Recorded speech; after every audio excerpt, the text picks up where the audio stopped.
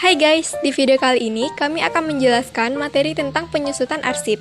Pada penyusutan arsip itu membahas tentang mengenal penyusutan arsip dan melakukan penyusutan arsip.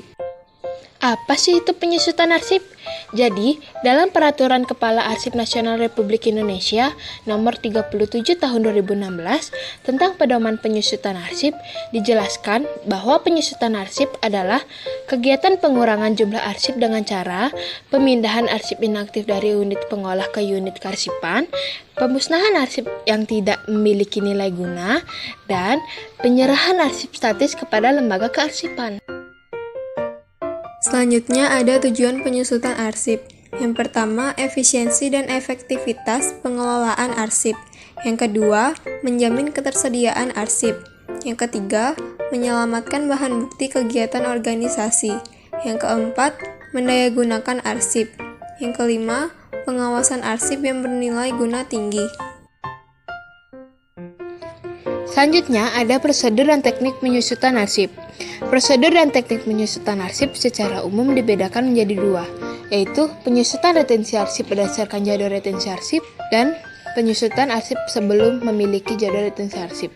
Jadi, penyusutan retensi arsip berdasarkan jadwal retensi arsip merupakan daftar yang berisi informasi mengenai jenis arsip, jangka waktu penyimpanan atau retensi arsip, dan keterangan yang berisi rekomendasi tentang nasib akhir arsip apakah dimusnahkan, dinilai kembali, atau dipermanenkan.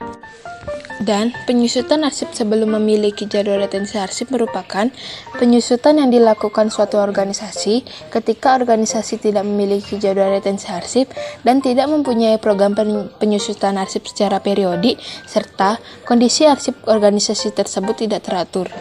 Selanjutnya ada tahap-tahap penyusutan arsip. Tahap-tahap penyusutan arsip dibagi menjadi tiga, yaitu pendataan arsip, pengelompokan arsip, dan penilaian arsip. Yang pertama, pendataan arsip adalah kegiatan mengumpulkan, mengidentifikasikan, dan mengolah data tentang arsip-arsip pada unit organisasi. Yang kedua, ada pengelompokan arsip. Kegiatan mengelompokkan arsip dalam unit-unit informasi termasuk dalam lingkungan kegiatan penataan arsip. Yang ketiga, ada penilaian arsip. Penilaian arsip merupakan kegiatan menganalisis informasi dan fungsi terhadap sekelompok arsip untuk menentukan nilai guna dan jangka simpan arsip.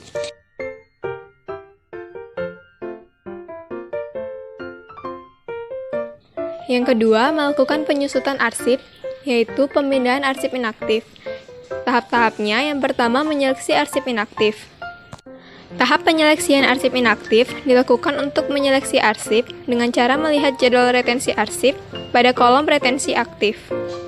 Yang kedua, penataan arsip. Penataan arsip merupakan kegiatan menata dan mengelola arsip sesuai dengan ketentuan teknis. Kegiatan penataan arsip inaktif dan pembuatan daftar arsip inaktif merupakan tanggung jawab kepala unit pengolah atau unit kerja. Yang ketiga, pembuatan daftar arsip inaktif. Pembuatan daftar arsip inaktif dilakukan dengan menyusun daftar arsip inaktif yang dipindahkan dan ditandatangani oleh pimpinan unit kerja selaku yang memindahkan arsip dan unit kearsipan di lingkungan pencipta arsip selaku penerima arsip atau pejabat yang diberi kewenangan. Yang ketiga, pembuatan daftar arsip inaktif. Pembuatan daftar arsip inaktif dilakukan dengan menyusun daftar arsip inaktif yang dipindahkan dan ditandatangani oleh pimpinan unit kerja selaku yang memindahkan arsip dan unit kearsipan di lingkungan pencipta arsip selaku penerima arsip atau pejabat yang diberi kewenangan. Yang keempat, pelaksanaan pemindahan.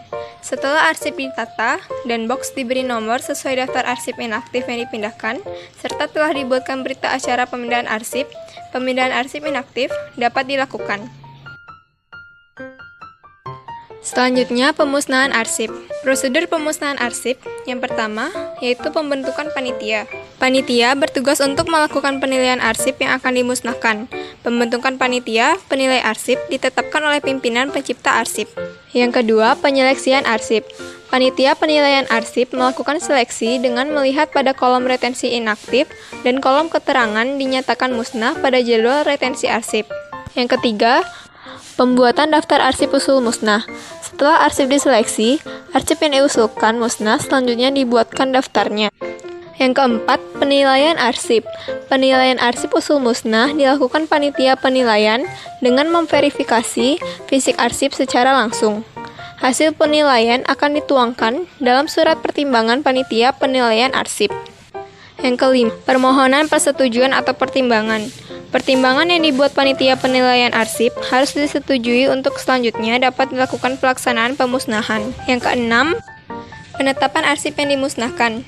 Pimpinan pencipta arsip mengeluarkan penetapan terhadap arsip yang akan dimusnahkan dengan mengacu pada persetujuan tertulis dari Kepala ANRI atau Gubernur atau Bupati atau Wali Kota atau Rektor sesuai wilayah kewenangannya. Selanjutnya, penyerahan arsip statis. Prosedur penyerahan arsip statis yaitu yang pertama, penyeleksian dan pembuatan daftar arsip usul serah. Menyeleksi arsip dengan melihat pada kolom retensi inaktif dan pada kolom keterangan yang dinyatakan permanen pada jadwal retensi arsip. Yang kedua, penilaian arsip. Dilakukan verifikasi secara langsung terhadap fisik arsip yang termuat dalam daftar arsip usul serah. Yang ketiga, pemberitahuan penyerahan arsip statis. Pencipta arsip memberitahukan penyerahan arsip statis kepada Kepala Lembaga Kearsipan sesuai wilayah kewenangannya. Yang keempat, verifikasi dan persetujuan. Kepala Lembaga Kearsipan sesuai wilayah kewenangannya melakukan verifikasi daftar arsip usul serah, kemudian memberi rekomendasi apakah menerima atau menolak. Yang kelima, penetapan arsip yang diserahkan. Persetujuan Kepala Lembaga Kearsipan dijadikan landasan bagi pimpinan pencipta arsip menetapkan arsip yang akan diserahkan kepada Lembaga Kearsipan. Yang keenam, pelaksanaan serah terima. Dalam pelaksanaan serah terima, selain fisik arsip yang diserahkan, juga dilengkapi dengan daftar arsip usul serah dan berita acara serah terima arsip.